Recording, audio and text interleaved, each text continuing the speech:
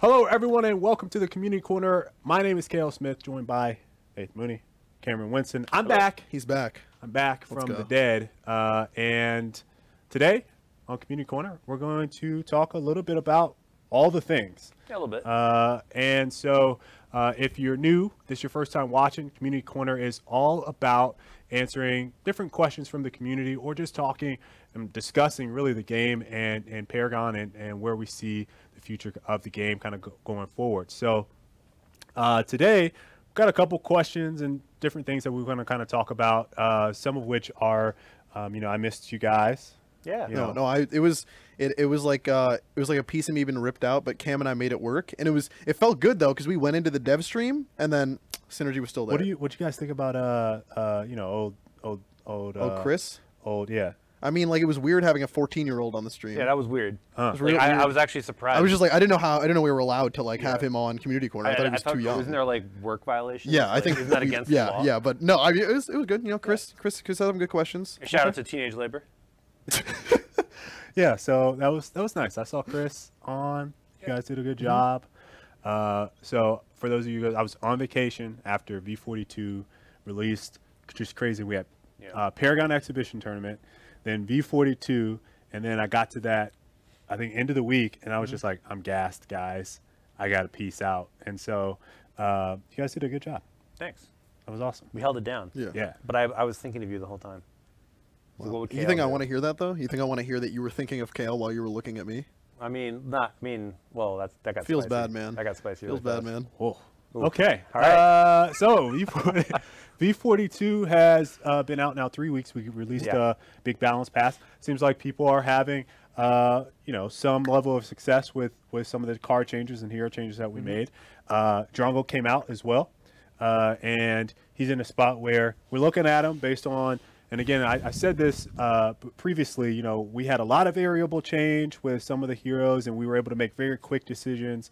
And Drongo comes out, and he's not performing as well as we want him to. Yeah, he's still pretty good. It's just like I think we were a little bit gun shy on giving him the kind of like on pushing him into like the super kind of hyper carry space because we wanted to see like how the community was handling because he's got a little bit more utility than an average carry. Right. So we're gonna try pushing him a little bit, give him a little bit more damage, a little bit more health, and by way of attack speed, just give him a little bit more more growth and a little more carry stuff to help him kind of close out games a little bit better. Okay.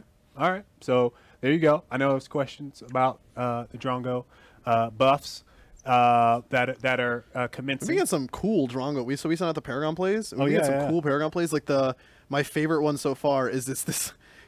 I think he tweeted it and he said, "Please excuse the Scottish," because he had a very thick accent. But he's just yelling at the top of his lungs because he's fighting this Kalari and she ults in on him, starts fighting him. He drops the silence grenade, so she can't do anything. She can't jump out. She can't go invis. The team sees her. He ults her, and then when he's flying back midair, throws the boomerang, and it just clips her, just barely clips her, and you just hear him pop off, and it's the loudest I've heard.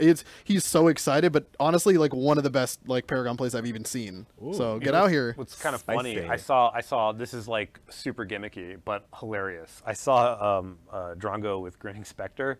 So you walk up to a guy and you just shoot him, throw the boomerang, ult away, Grinning Spectre, and on the fadeaway, and it's just slowly coming at you. And you're like, no. I mean, you should just shoot people and kill them, but that's hilarious. Yeah, it's good. It's good. Yeah. I like that. It's good. I like that. So I was trying out.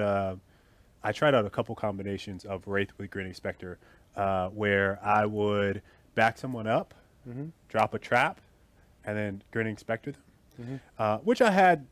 Moderate success because it plops down and then you shoot it out and then it goes, and then they maybe they'll fight you if they sit there and fight you, which is what you want them to do.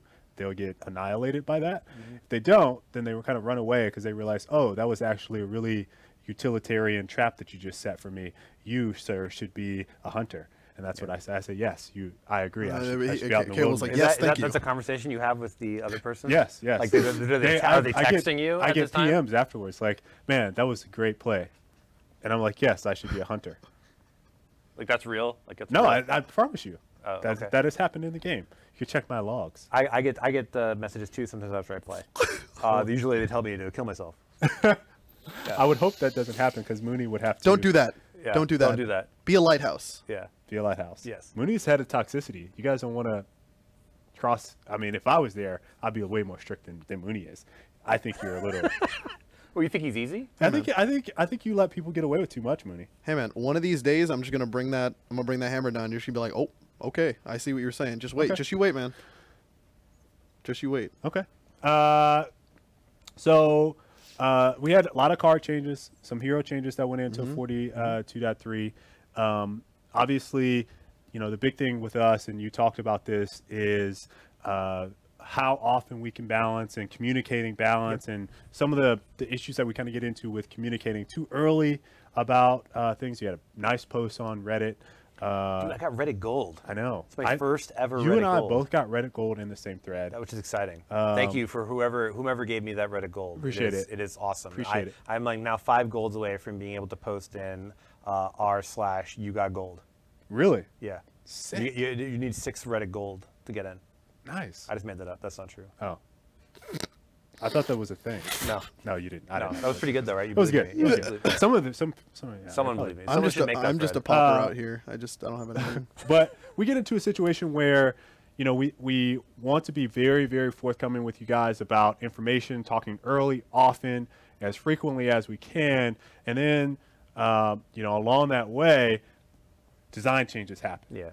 Or just things don't work the way we expect. Right. Or we try something that doesn't work. So essentially, like, at some point, you have to choose when you're doing, communication stuff. Like, do we want to say things and be open and honest and transparent about it? Or do we want to just hold on to things and not talk about it? And we have chosen as a company and as a product to be as transparent as we possibly can. And sometimes that just makes us look dumb. And that's just reality. It's like, we're going to be like, oh, we said this thing was coming and now it's not. Like we said teleport was happening and before Monolith and then it didn't. And then like I even put it in a blog post and stuff like that. But like that's just going to constantly happen in general. Why aren't we talking about this? Why aren't we doing this? But like one of the key takeaways about balance in general right now is that we're going to be aggressive with balance, as aggressive as we can, because there's a lot, we totally just move the needle. And so we're trying to, to kind of just keep swinging back and forth. So I would expect a bunch of balance changes over the coming weeks. That being said, we don't want to shotgun the balance out and just be like, a change every 5 minutes. I mean, obviously, new hero tweaks are usually something we want to do. But, like I would say as soon as I reasonably can, I want to get, as many balance changes out to the community as possible. Do you feel like, and this is more of a question, previously the community was under the impression that, hey, every 9 weeks there's a major balance pass. Yeah, that was before we were going to remake the entire game. The entire game. Yeah, so like, I mean, in a world where the game is stable, yeah, like, I mean, I don't think, so this is just a philosophical thing. I don't think it's good for the game if you're just like, every week it's a balance change. Like, that's not good for the game. Like, it's not desirable. What you want is eventually to get to the point where the core of the game is stable, the population of the game is healthy, people are playing the game, they're enjoying it, they're having a good time, we're growing, everyone's happy, and then you start to slow down the crazy balance changes. I mean, sure, you do little like nudges and tweaks, but you don't want to be like, and now, this character is totally different, because what happens is, and I think I've said this before, but as a player of the game, you don't ever have the opportunity to learn the game. And so, like, because the game keeps changing too rapidly, which is fun if you're like the guy who's like literally playing the game 10 hours a day, and you're probably like, I'm bored, like, hey, this balance patch is awesome. But if you're like a guy who's like, hey, I just played on Monday, and now I'm playing again on Friday, and now I'm playing again next Tuesday, and it's totally different, that's like not good. We have a substantial number of our players that play every day. We have some that come in exclusively on the weekend. So if they play once a week on the weekends, they go, hey, this weekend I'm playing 42.3, and then the next weekend I'm playing, oh, this isn't 42.3. I'm playing now .50. This now we're in way space different. and like Greystone flies around in a jetpack and like what the hell just happened? All that kind of stuff can be. Yeah. So, I totally understand that philosophy, and I think we talked a little bit about the moving goalposts, right? Yeah. Like previously when we were talking about the 9 weeks. So hopefully kind of reiterating that philosophy with you guys is something that resonates with some of you out there. I know, like Cameron mentioned, for those of you that are either very in tune with the notes, I know folks like Severon, for example, or Narender, or some of those guys. Out. You say Severog? Severon. Oh, I thought you said Severog. That would have been funny. No. I'm sorry. Severon. And some of the guys that are really into the numbers and into playing each week and really breaking down the game, they're the ones that maybe 1 week is not enough, right? And so, you know, I think we're trying to find a healthy balance where it feels good for everybody. No, I can't stop thinking about Severog calculating numbers. Numbers? Like, he puts his hammer down and he starts He typing. like starts typing in a spreadsheet. And it's just like, you know, nerf Wukong, you know. But I don't expect that, like, you know, there's also a lot of things about balance, like, it's really easy to look at something and be like, well, why wouldn't they have done this or why wouldn't they have done that? And it's true. And in some cases, it's like, whoops, you know. But in other cases, it's like, well, we thought about it and it just didn't work out that way, or we tried it and it was bad. And so like we had some technical problem. And it's like, because the game, we're taking advantage of the fact that because the game's a live development environment, like sometimes things go out in ways which were like, you know, if this was a finished, polished end product kind of thing, we would hold them. But because we're sort of developing it as we go, you know, we're trying to test things. So we like a lot of times, like for example, like I just actually posted on a thread about this, the Withering Shadow stuff.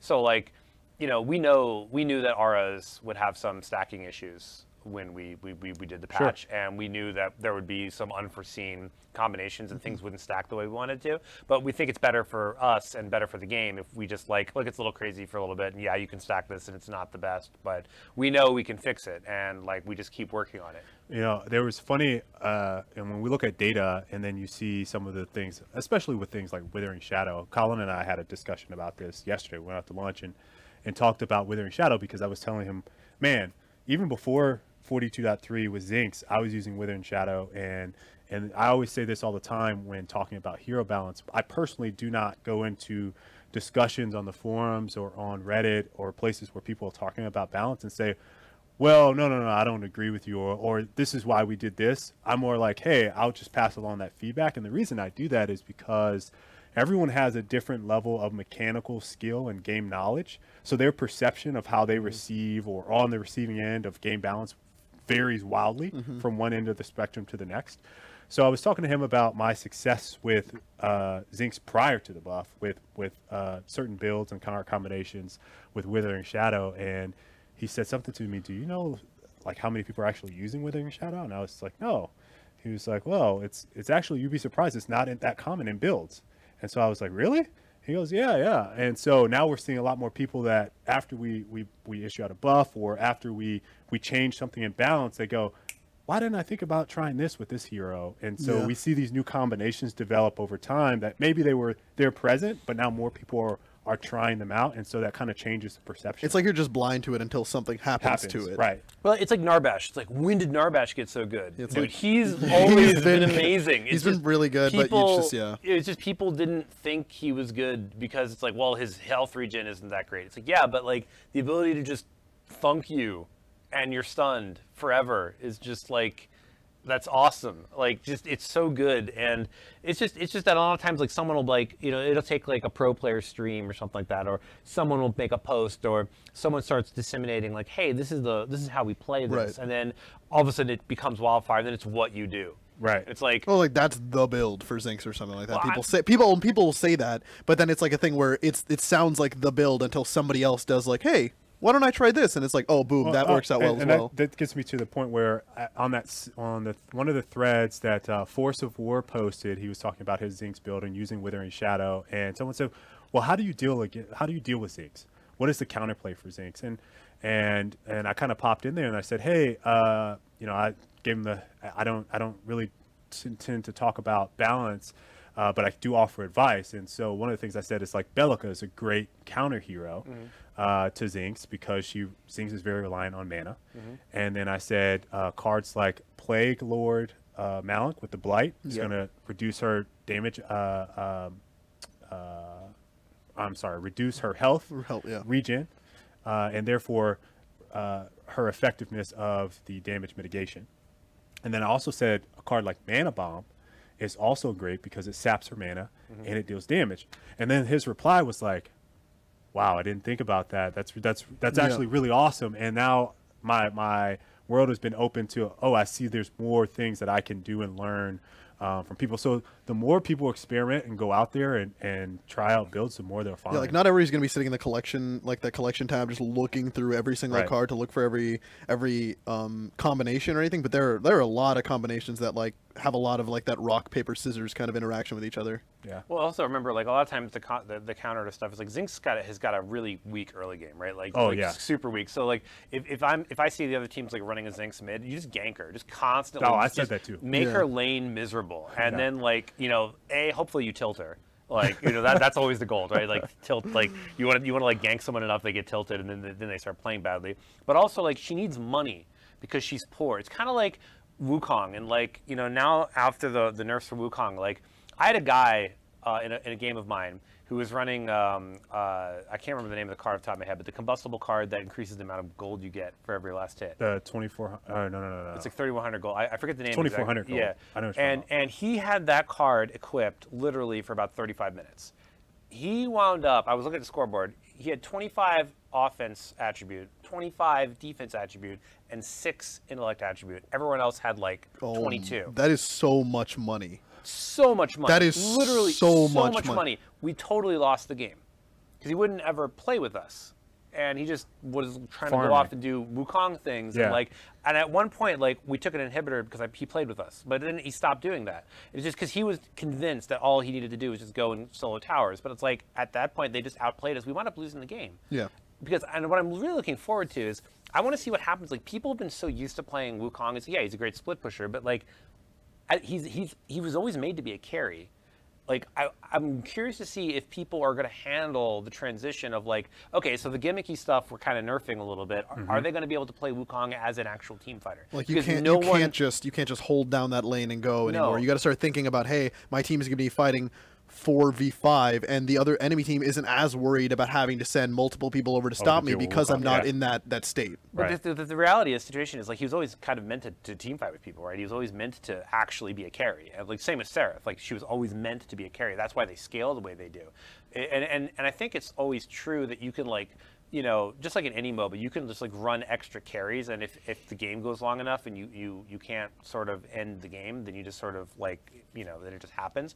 But I think what people are seeing now is like this is kind of where all the why do mages do so much damage. Invariably, when I see the why do mages do so much damage threads, they're always like, here's this clip of Countess at like minute 48 versus a Kalari with 25 attack pips, and it's like, yes, like that's what happens. Correct.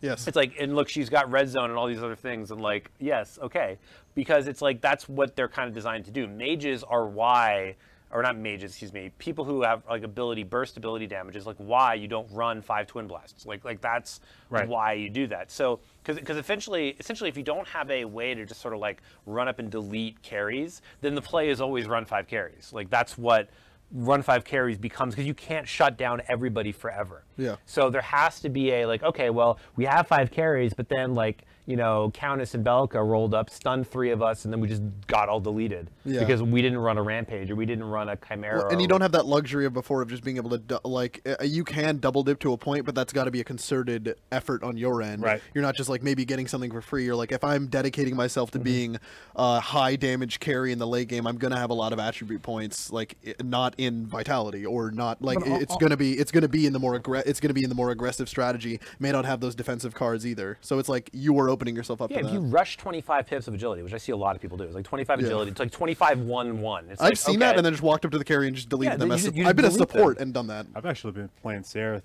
with all of it.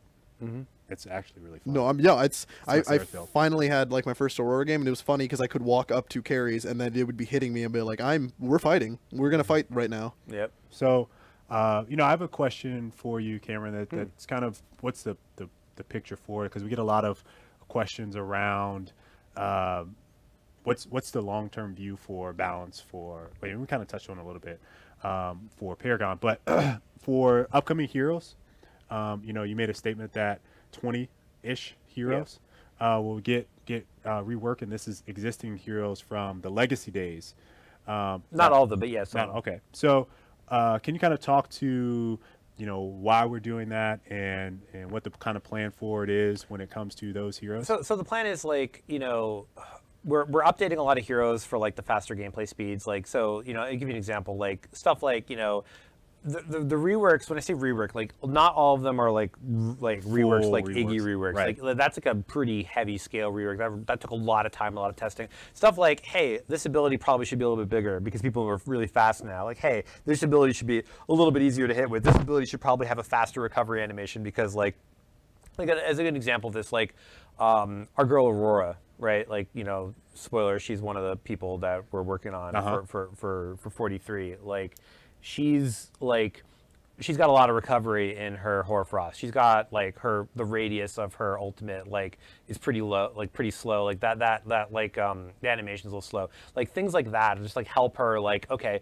be a little bit more relevant because she's a little bit too jukeable right now. She's a little bit too like she can't even chase people down and like trap them. You know, I had to buy I think Plague Lord Malix, and I just would, and that's how I would get people late game. I'd hit them with the slow walk up, where I just like walk behind them, and they'd be like, "Why am I getting slowed?" And then Hoarfrost appears around them, and then they walk into it. But there were situations where I was trying to get Hoarfrost on somebody, and it was like a little bit more difficult, and I just itemized towards it. But like that is definitely like a feel thing. Stuff like that, like that's the kind of stuff. So that's like the sort of super low tier, like, you know.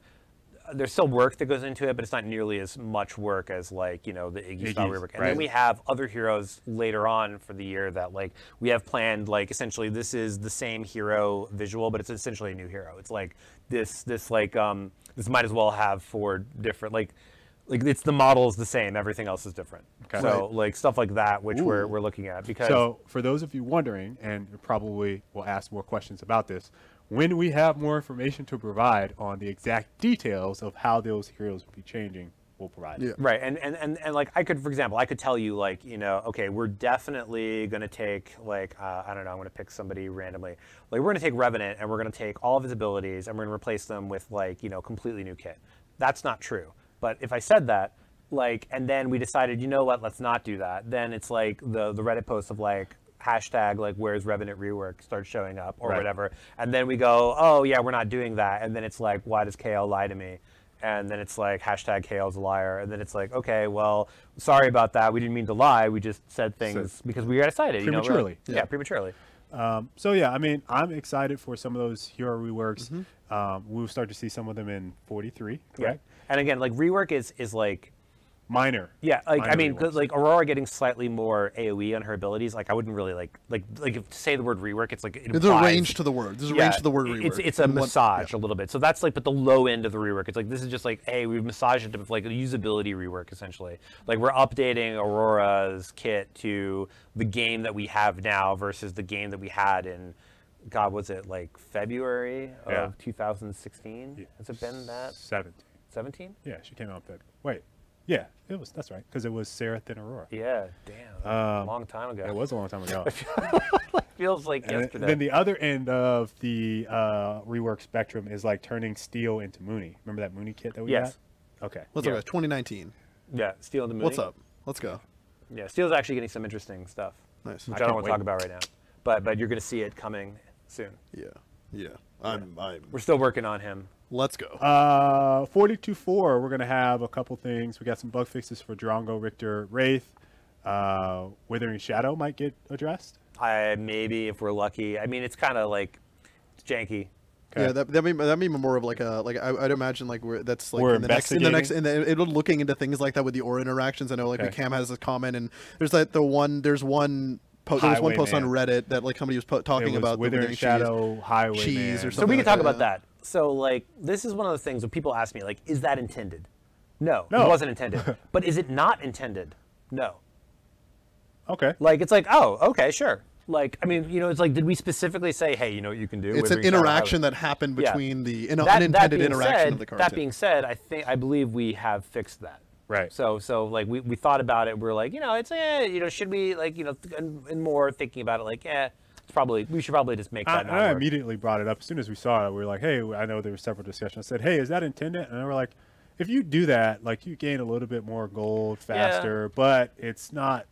But at the end of the day, it was bad, like, you think about it and you go like, well, is that cool? Like, because the problem is like a lot of these interactions, it's like, well, you know, like if you're anyone who's spent any time spent a lot of time with card games, right? And you're like, well, in card games, it's like, hey, I'm gonna do this. Right? You know, so like that's kind of like what you want the feeling to be. And if it doesn't work, then you're like, it's like, oh, I wanted that to be cool, and then it wasn't cool, right? So that's kind of like, you know, you want to like support the dream of that guy. This guy, but you also want to like make it not lame. So, you know, we're gonna try it like not working, and you know, maybe someone will be sad, but okay. And there's Chris out at PAX. Currently at PAX. PAX, yeah. So if you guys like, I guess no, it's don't. I'm not. I was gonna say if you guys liked what you saw. No, if you enjoyed the last community, you want to just like hang out with Chris. He's there. We got Chris out there. We got some of our Fortnite family out there as well. Fortnite family's out there too. Ask him what it's like to be what? To be 14 in PAX West. Yeah. Be like, yo. Yeah, ask Chris. It's like a dream come true. Yeah, just be like, hey Chris, this is like a dream. It's like a dream come true. What happened to the teenage dream? Yeah, it's Chris. alive and well It's in Chris. Seattle. There's a meetup at GameWorks at PAX. So if you are out in that area, Seattle, and you want to stop by, love Paragon, love Fortnite, love Epic, we're having a meetup there at GameWorks.